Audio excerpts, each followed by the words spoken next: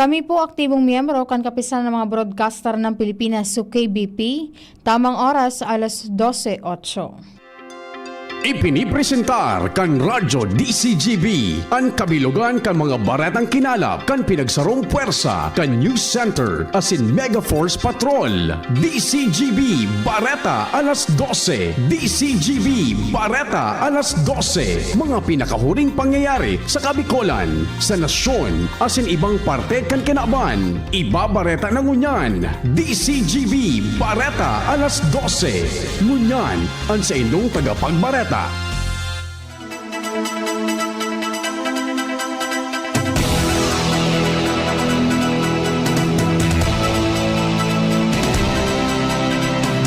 Maray na paggaw to mga tugang, ini na po ang kataripunan.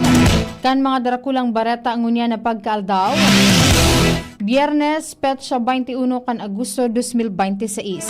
Ako po si Angel Mustaza, ang sa inyong magiging tagapagbareta. Sa headlines kan mga darakulang bareta, enot sa lado lokal ang mga nabakunahan sa measles, rubella, supplemental immunization activity sa Rehiyon Bicol. Nasa 60% na, probinsya ni Albay nangingenot sa 77% progreso. Ibalong Festival 2026 Exicom, 108,000 pesos na kantidad din illegal na droga na konfiskar sa sarong individual sa Legazpi City, Kasubanggi. Sa lado nasyonal, Senate Ad Hoc Committee bibilugon para buhayon ang ekonomiya kan Pilipinas. Paglalaan ekonomiya, dainin dapat halaton o dain na dapat halaton bago pag-adalan ang mga wage adjustments sigun sa DOLE. Impormasyon sa mentors kan mga aki na nagakawat nin violent games, pig-iimbestigaran na. Malacanang nahadit sa mga peking testigo sa flood control scam kasunod kan recantation ni Orly Gutesa. Sa lado ni ibang nasyon, Peru ni Yugyug ni magnitude 6.7 na linog. Headlines kan mga barata sa lado ni Karawat to Sports, Kirsten Fernandez sa tukdol ang ikaduang medalyang bulawan sa ASEAN Open Short Track Speed Skating Trophy. Sa mga detalyes kan mga barata, at ang detalyes kan mga barata sa lado lokal. Ang baretang ini hatod sa Indukan. Artrisin Joint Supplement. Bumabagal ang galaw dahil sa joint pain at arthritis. Mag-Artrisin. Maabot na sa 391,219 na mga kaakian o kapareho nin 60.46% kan sa 647,902 na target population ang nabakunahan laban sa tigdas asin na tigdas hangin sa Rehiyon Bicol. Basado naman sa partial asin unofficial quick count kan Department of Health Bicol o DOH-CHD as of August 20, 2026. Sa ipinalawa sa datos kan ahensya, pinakalangkaw na vaccination coverage sa probinsya kan Albay na nasa 77.73% o kapareho din 102,000 na target o sa target na 132,000 na kaakian mantang 68.84% naman ang nabakunahan sa Masbate. Mientras na nasa 53.75% naman sa Camarines Sur, 53.21% sa Sorsogon, 49.71% sa Camarines Norte, 57.47% sa Catanduanes, mantang nasa 44.50% sa Naga City. Sa nagpapadagos na measles, rubella, supplemental immunization activity o MRC yakan DOH, target kaining maabot ang 95% ka na vaccination coverage para sa mas mahiwas na proteksyon kan komunidad. Pigin ganyara man ang mga magurang na darahon ang sa ng mga aki na may edad anom sa goda 59 bulan sa pinakaharaning health centers tangan ni makakuanin libre asin ligtas na MR vaccine. Ang baretang ini hatod sa Indukan. Leon Extra Strong Beer. Bangis mo! Pinag-anunsyo kan Executive Committee kan Ibalong Festival 2026 na magkakaigwanin fireworks display alas 11 nin pagkabanggi sa Kapantawan o Barangay Kapantawan, Legazpi City sa Agosto 23 bilang hudyat o indikasyon kan pagtatapos kan selebrasyon kan festividad. Sa ginibong final coordination meeting kan komitiba kasubanggi, sinda ining o pinag-anunsyo ninda ini, taning day na mo tropa ang pangyayari na ginibo kan mana fireworks display na nakaaging Prebero alas 4 nin maagahon kung sa'y nagkaburulabog ang mga residentes ang paghuhuna suminabog na ang Bulkan Mayon. Magigiramduman na sa Agosto 23 ang pagtugtog kan I Belong to the Zoo as in December Avenue sa Rotonda sa Legazpi City kung saan pakatapos kini nasa 15 minutos ang fireworks display na nakatalaan man na nagibuhon.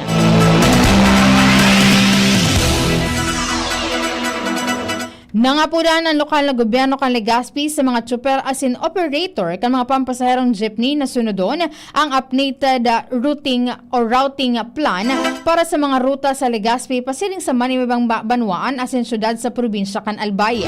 Sigun kay Legazpi City Mayor Hisham Ismail, dakulang bagay ang pagsunod sa mga pig-designar na ruta tanganing mamantinir ang matanos na bulos kan trapiko, masiguro ang ligtas as in makaskas na biyahe kan mga commuter as in magkaigwanin patas na oportunidad para sa paghahanap buhay kan mga tsuper as in operator. Pigin ganyarman kan alkalde ang mga ini na hilingon as in sunodon ang mga opisyal na ruta na nakabugtak sa ipinalawas na routing plan. Sinabi man niya na kaipuhan ang kooperasyon kan gabos tanganing maging matanos as in ligtas ang pagbiyahe sa syudad.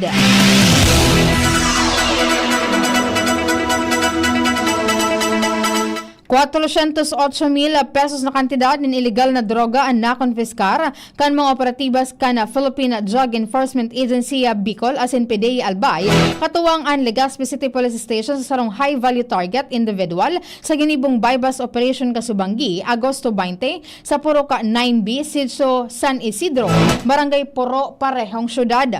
Sigun kay PDEA Albay Provincial Officer Intelligence Agent 3 Noe Brigel, namin bidan suspect na si alias Smart na sa tamang edad as in residente kan Barangay Bitano, Legazpi City. Matapos ang operasyon na konfiskar sa suspect ang poko mas o menos 60 gramo nin shabu na may standard value na 408,000 pesos at in 4 na gramo nin liquid marijuana kantidad nin 10,000 pesos kasabay pa ang 4 na pedaso nin cannabis vape carts sarong glass tube na naglalaman nin mga marang dahon nin fruiting tops as in iba pang non-drug paraphernalia. Sa presente, nasa kustudya na si alias Mark ng mga otoridad kung saan kakahampangon kay ni ang kasong pagbayular sa Section 5 as in Section 11 kan Article 2 Republic Act 9165 o ang Comprehensive Dangerous Drugs Act of 2002.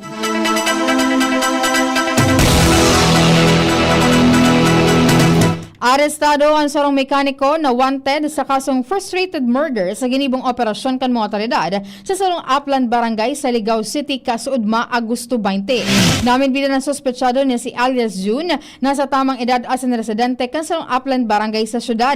Sigun sa Legazpi City o Ligao City Police Station, naarestar ini basa duman sa kusog kan mandamiento de arresto na inisyu may koneksyon sa nasabing kaso na may rekomenda nga piyansa na nasa 200,000 pesos.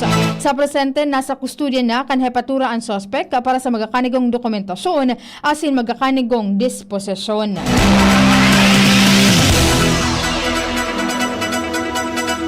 Ultimong pagkakataon ng ngunyan na aldaw, Agosto 21 ang pagpaparehistro para sa Dalagan para sa Misyon Fiesta Color Fun Run 2026 kan St. Rose of Lima Parish Youth Commission sa Bakakay, Albay. Sa ipinalawas na anunsyo, gigibo ng aktibidad Agosto 29 alas 5 nin pagkaaga sa Bakakay Municipal Plaza kung siin masarado ang online registration sagud at siya na alas 11 nin pagkabanggi.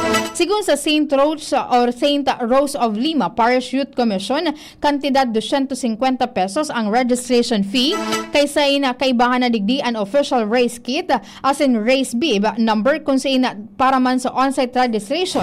Bukas ang registration booth sa parish ground pun alauna nin pagkahapon sagod alas 6 nin hapon ngunyan na aldawa.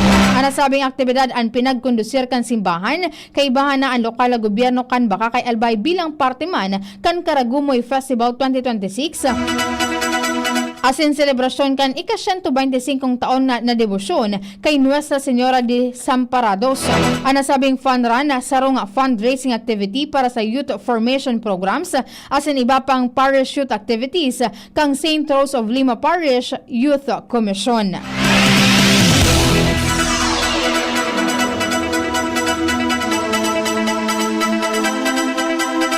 170 mga estudyante as in graduates halis sa Manito Albay ang nakaresibi nin tig 10,875 pesos na cash assistance matapos na makompleto ang 25 aldaw na community work sa irarom kan cash for work program for higher education institution kan DSWD Kalahi Seeds. Sigun sa DSWD Bicol, nagkondusir nin culminating activity ang mga beneficiaryo ka nakaaging aldaw bilang pagtatapos kan sa indang programa. Sa loob 25 aldaw na tawan sindanin pagkakataon na magkaigwanan praktikal na eksperyensya sa trabaho mantang nagpapartisipar sa mga aktibidad na nakakatabang sa magpapauswag kan sa indang komunidad.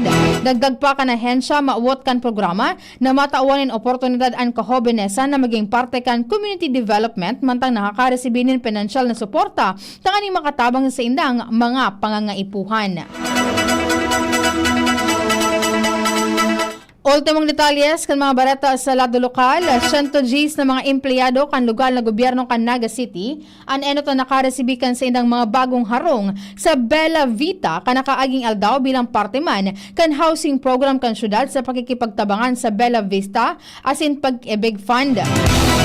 Sigun kay Naga City Mayor Lenny Robredo, daing iniluwas na fundo ang lokal na gobyerno para sa 500 na housing units kung saan ipig-opresir ini sa mga empleyado sa presyong mas hababa pa sa market value. Kaibahan sa mga kwalifikasyon ang pagiging miyembro kan Pag-ibig Fund, pagkakaigwanin sufficienting take-home pay para sa bulanan na amortization, warang sa diring harong o daga asin pagiging kaibahan sa salary grade 1 sa Good 14. Piglinaw man kan alkalde na employee housing and proyekto asin bako urban poor housing dahil ta babakalon kan mga beneficiaryo ang mga unit sa paagiman kan Pag-ibig financing. Yan po mga tuwangan mga detalyes kan mga bareta sa lado lokal. Masunod man ang mga detalyes kan mga bareta sa lado nasyonal. Ibang nasyon sports sa Senibapa, makali sa nagkaperang pagirumdum. Bakunang angat, serbisyong dapat. Sa presyong abot kaya at matapat. Lahat ng yan, nasa Rabvax. Nakagat o nakalmot ka ba? Huwag mag-alala. Rabvax Animal Bite Center ang inyong kaagapay para sa pinagkakatiwalaan, mura, ligtas at siguradong proteksyon laban sa rabies. Bukas po kami 8 a.m. to 5 p.m. mula Lunes hanggang Sabado, 8 a.m. to 12 noon naman every Sunday. And on holiday, pwedeng-pwede pati walk-in. Ang aming mga branches, Rabvax Legazpi, R&R Suite Sagmin Legazpi City near Aleco, Rabvax Ligao in Barangay Tuburan, Ligao City, Rabvax Tabaco beside Siga Hospital, Rabvax Iriga in front of Yusan Iriga, Rabvax Irusin Sorsogon malapit sa Irusin District Hospital. And now open, Rabvax Masbate along Municipal Road, Barangay Kalipay, Masbate City, Rabvax Pilar, Rabvax Castilla, Rabvax Piuduran, and Rabvax Cubao Metro Manila. Like us on Facebook. Maging bakunado at protektado. Piliin ang alagang Rabvax. Pag tayo'y may sakit, gusto nating gumaling agad. Pero di ba mas maiging gustuhin malayo sa sakit? Ang yakap ng PhilHealth, programa ng gobyerno na nagbibigay ng libreng pagpapakonsulta, pati mga lab test. Kaya payakap sa yakap ng PhilHealth. Yakap ng PhilHealth nang tayo'y malayo sa sakit. Tagulan na. Uso na naman ang ubo. Mabuti ng handa. May Plemex Forte ako. Ang Plemex Forte ay natural na lagundi. Tumutulong palabasin ang plema para tumigil ang pagbubo. Ginhawa sa paghinga. Sakto talaga. Plemex Forte. Syrup o capsule. Basta lagundi. Plemex. Vitex Negundo L. Lagundi leaf is the generic name of Plemex Forte. If symptoms persist, consult your doctor. Jericho Rosales po. Ibang level na tayo. For liver health, Silimarin plus multivitamins, Liverade Pro. I take it every day with proper diet and exercise. Ang Liverade Pro ay maaaring makatulong sa proteksyon ng atay at support and aid sa treatment ng chronic inflammatory conditions tulad ng fatty liver. Mag-liver up na! Silimarin plus multivitamins Liver Aid Pro. Silimarin plus multivitamins is the generic name of Liver Aid Pro. If symptoms persist, consult your doctor. Proteksyon at tulong sa atay, Liver Aid Pro. May Silimarin, may multivitamins pa. Liver up na tayo with Liver Aid Pro. May iba't ibang karamdaman ka ba gaya ng high blood pressure, diabetes, sakit sa puso, sa kidney, sa atay, may myoma, na stroke, may gallstones, cancer at marami pang iba? Ang Amazing 4 ng Miracle Health Corporation ang subukan mo. Makakatulong dahil mula ito sa epektibong Amazing Trio at mas lalo pang pinalakas dahil sa Mega 1 na mayroong 21 sangkap. Subok ng nagpapalakas ng immune system at marami na ang mga natulungan na mayroong iba't ibang karamdaman. Huwag nang patagalin pa. Alina't magpakonsulta. Maaaring pumunta kay Doc Joey Bitito sa Barangay 18, Cabangan West, Legazpi City, kaharap lang ng Bangko Sentral ng Pilipinas. O tumawag sa 0998-975-8121 or 0917-853-8933 para sa free consultation sa natural medicine. Mapapanood din ang serbisyong natural, kalusugan at bayanihan sa YouTube channel at sa Facebook page na Doc Joey Bitito. Kidney Care Time! Ako si Terry. Nung una, talagang mahirap ang kalagayan ko. May problema ang kidney ko at madalas ding mataas ang blood pressure ko. Minsan natatakot ako kasi iniisip ko kung ano pa ang pwedeng mangyari sa katawan ko. Buti na lang may nagrekomenda sa akin ng Kidney Care. Ininom ko ito araw-araw at pagkalipas ng ilang buwan, talagang naramdaman ko ang pagbabago. Mas magaan na ang pakiramdam ko at mas nakakagalaw na ako ng maayos. Maraming salamat sa Kidney Care. Ang Kidney Care ay mabibili sa Mercury Drugstore at mga suking butik. Tagulan na. Uso na naman ang ubo. Mabuti ng handa. May Plemex Forte ako. Ang Plemex Forte ay natural na lagundi. Tumutulong palabasin ang plema para tumigil ang pagbubo. Ginhawa sa paghinga. Sakto talaga. Plemex Forte. Syrup o capsule. Basta lagundi. Plemex. Vitex Negundo L. Lagundi leaf is the generic name of Plemex Forte. If symptoms persist, consult your doctor. DZGB News Minded.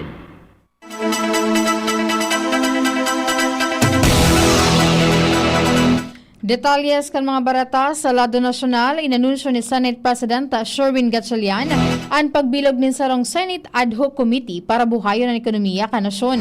Sigun kay Gatchalian, posibleng ilansar ang komite sa masud na semana na aabuton o aapodon na Reinvigorate Investment and Sustainable Economic Growth o RISE Ad Hoc Committee. Magiging parte digdi ang mga nagtitindoga na chairperson hali sa manibibang komite kan halangkaw na sa nga Kongreso para tukaron ang pag-review sa ekonomiya sa pagikan legislation. Pigalauman man kan Senate President na magkakaigwanan mga rekomendasyon sa presidente siring man para sa legislation na sin alokasyon in fundo para sa nagkaperang mga programa arog na sanakan micro, small and medium enterprises o MSMEs. Sa gararay man na nagpahayag ng suporta sa Gatchalian sa Paksa Silica Initiative na sigun sa iya makrea rin mga trabaho asin mapakusog sa ekonomiya. Alaga siniguro man kan senador ang pag-review asin monitor sa proyekto para mas maging kapakipakinabang ini sa mga Pilipino asin maproteheran man ang kapalibutan. Day dapat maging ulang ang injunction para aksyonan ang nagbabagong kamugtakan kan obrero asin employer. Ini ang tinawanin doon kan Department of Labor and Employment o DOLE sa tao kan day pagpapautob o day na ipapautob ang 85 pesos na minimum wage hike sa Metro Manila dahil sa direktiba kan korte. Sinabi o sigon kay Labor Secretary Francis Tolentino, padagos na mahanap ang gobyerno nin mga legal asin susug sa labor code na paagi para aksyonan ang mga pangaipo sa sektora mantang pigrerespeto ang proseso kan hudikatura. Sinabi kan sekretaryo na dapat nakabase sa ebidensya asin flexible ang pagtalaan ng sweldo para masigurong nakabase man sa presenteng estado na kinakaatubang kan mga obrero asin employers. Dayman dapat nahalaton pa kan gobyerno na magsumiter ng petisyon ang mga obrero o maglala pa ang ekonomiya bago pag-adalan kung supisyente pa ang mga income. Dahil nagdina nga po si Tolentino para sa mid-year wage asin price assessment para maaraman kung gurano nakaka-apekto ang hiro kan presyo ni mga barakalon sa kantidad kan minimum wage sa man iba-ibang mga rehiyon.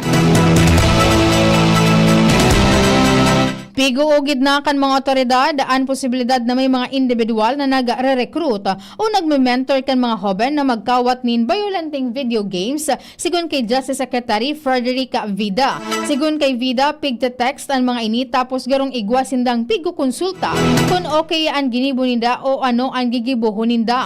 Magigaramduman na kan Martes, duwang estudyante ang nagadan sa pambabadil sa salaog nin sarong pribadong eskwelahan sa Zamboanga City kay bahana ang pigsasabing gunman na sarong grade 9 student. Sinabi man ni Vida na pwede ining ikonsiderar na sarong terrorist act dahil sa presente an insidente an element of creating fear on the public.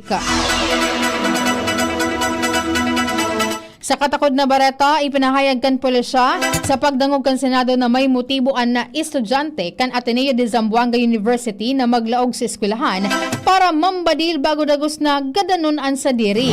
Sa pagdangog kang Senate Committee on Women and Children, sinabi ni Zamboanga City Police Director Police Colonel Fidel Fortales na saro sa mga pigihiling na anggulo kan sa indang investigasyon, iyukon paano nakalaog sa estudyante o an estudyante sa eskwelahan na bitbit ang duwang lisensyadong badil. Pero nagpailing ang grade 8 student kan intensyon na iwasan ang security checks para mailaog ang badil. Base sa initial na investigasyon, inilunad ang estudyante sa sarong pick-up truck na may darang bag na may laog na mga badil. Sinabi man niyang nasa 50 o 25 security guards ang nakadesignar sa maniwibang entry points kan eskwelahan.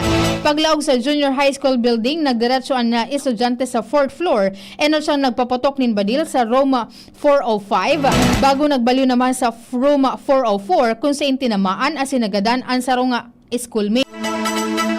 Pagkatapos kini suminakat siya sa 5th floor asin duman nag-ugot.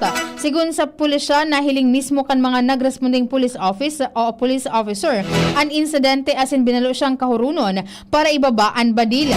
Sa ngunyan padagos pa man graray ang forensic examination kan cellphone kan estudyante.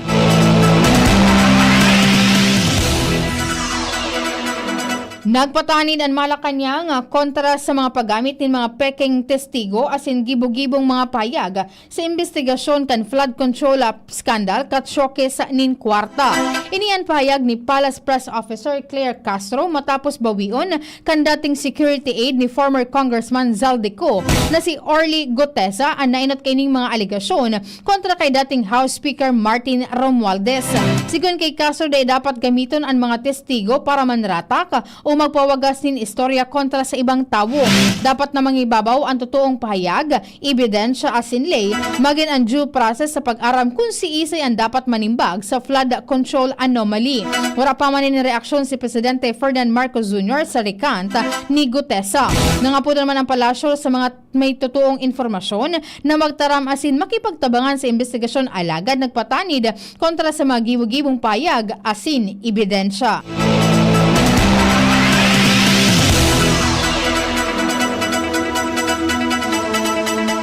Ultimong detalyes kan mga barata sa lado nasyonal, bako sanaan mga witness na nag-uutik, kundi maging ang mga nagbubusol sa inda na mag-utik para manraot nin sarong tawo ang mapapadusahan kapag naisaangat ang propesong lay na isinusulong ni Akbayan Reform Bloc. Sinabi ni Akbayan Party List Representative Chel Jokno na panahon na para mapadusahan man ang mga mastermind sa pag-utik nin sarong witness lalo na sa korte dahil sa ngunyan warang paninimbagan ang mga ini. Ginibukan kongresista ang payag sa tao kan pagbawi kan dating soldados na si Orly Gutesa sa iyang primerong testimonya na nagda-deliver ininin mali-maletang kwarta sa harong ni dating House Speaker Martin Romualdez sa Forbes Park, Makati City. Itinuro ni Gutesa Senador Rodante Marcoleta asin dating Congressman Micah Defensor na nasa likod kan sa iyang testimonya sa Senado kan Setyembre 2025 na nag-iimbelto kay Romualdez sa flood control project anomaly. Enot kay ni binawi naman kan apat sa 18 binansagan na maleta boys o mga dating bodyguard ni former Bicol Party List Representative asin dating House Committee on Appropriation Chairman Elizalde Co na sinda nag-deliver nin male-maletang kwarta bako sa kay Romualdez kundi sa iba pang mga politiko. Sigun kay Jokno na kaipuhan na mapanimbag ang mga mastermind o mga nasa likod kan mga pigaapod na false witnesses na nagtatahi nin mga panararatak asin warang basihan na aligasyon kaya isumitir niya ang House Bill number 9851 para gibuho na krimen ang subordination of perjury.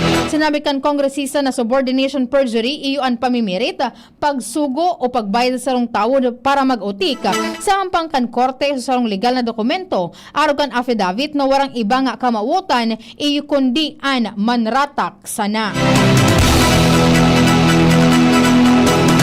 Barata sa ibang nasyon, niyog-yog nin magnitude 6.7 na linog ang southern Peru. Sigun sa United States Geological Survey o USGS, nairehistro ang epicenter kan linog 38 kilometro norte-weste kan Upachuaco. So, probinsya kan Parinocas sa rehiyon kan Ayachoco, asin may rarom na maabot sa 66 kilometro. Namatayan ang pagyugo-yugo kay ni sa nagkaperang parte kan Southern Peru, kaibahanan ika asin Arequipa, mientras na mas halangkaw sa 7.2 magnitude ang inireport kan Geophysical Institute of Peru o IGP na nagrehistro man in rarom na nasa 108 an kilometro. Sa initial na report, wala pang narehistrong mahiwasan na danyos. Madagos man na napag-uugid kan mga otoridad sa mga lugar na naafektaran kan linog. Daiman nin patakot nin tsunami sigun sa report kan Peruvian Navy. Ang Peru parte man kan Pacific Ring of Fire kaya perming nakakamati nin makusog na linog ang nasabing nasyon. Barata sa lado nin Karawa to Sports, sa giraray na kuminintab ang 13 anyos na si Kirsten Fernandez matapos niyang matukdulan sa iyang ikaduwang gold medal sa ASEAN Open Short Track Speed Skating Trophy sa India. Nangyano si Fernandez sa Junior C Girls 77 meter event matapos irehistro ang oras na 1 hour and 19 minutes 989 seconds na supesyente para daugon si Rachel Yilin Tan kan Australia asin iba pang kaentra sa torneo. Kan Miyerkules enotang nakuha ni Fernandez ang gold medal sa 1,000 meter event sa parehong age category na nagtao sa Pilipinas sin kainot inoting medalyang bulawan sa kasaysayan kan torneo. Mantang nakuha man ang bronze medals kan 8 anyos na si Zimon Zorbito sa Junior F Boys 3 meter event. Sa kabilugan uminabot na sa 4 na medalya ang natukdol kan Pilipinas sa nasabing torneo. Naimbento kan mga scientifico ang sarong makabagong cervix on a chip. Sa sarong sadit na laboratory model na pigaarog ang cervix o kwelyo kan matres nin sarong persona. Binilog ini kan mga scientifico hali sa University of Maryland, School of Medicine, University of Delaware, asin University of Virginia. Taning mahiling kung ano ang koneksyon kan mga selula kan cervix, immune system, microbiome o microbioma asin pathogen. Sigun sa mga scientifico, nagagamit ang sistema ni human cervical cells, supportive cells, immune components asin microbiome tanganing mas maging kapareho kan tunay na kondisyon sa hawak kan sa indang laboratory model. Istorya na iiba. Sarong kite enthusiast sa Kyneton, Australia ang nakapagrehistro nin bagong Guinness World Record matapos na magpalayog nin sarong buradol nin sobra sa 26 na oras. Ginibo ni Angus Johnstone ang sa iyang record attempt sa Killarney, Victoria gamit ang kulay asul asin violet na buradol bilang parte kan fundraising campaign para sa mga health asin education needs sa Myanmar, sarong nasyon na may personal na importansya sa iya dahil digdi siya nag-istar, nagtukdo asin namidbidan. Flashback. Ngunyan na aldaw, Agosto 21 kan taon 1983 kan ginadaan si dating Senador Benigno Aquino Jr. sa Manila International Airport matapos siyang magbalik sa Pilipinas hali sa perang taon na ipinatapok siya sa Estados Unidos. Mantang nagluluwas hali sa eroplano asin masakay pa siya rin sa tarmac, binadila si Aquino sa payo. Ang pagkagada ni Aquino ang nagdaranin mahiwasan na pagkondenar asin nagtaripon ang manibaybang grupo asin oposisyon laban sa administrasyon ni dating Presidente Ferdinand Marcos Sr. Sigun sa datos, naging dakulang mitsa sa iyang pagagadan sa nagkukusog na hero protesta kan oposisyon na nagresulta kan EDSA People Power Revolution kan Pebrero 1986. Bilang pagrumdum sa iyang pagagadan, ipigdeklarar ang Agosto 21 bilang Ninoy Aquino Day ason sarong permanenteng non-working holiday sa ipararom kan Republic Act 9256.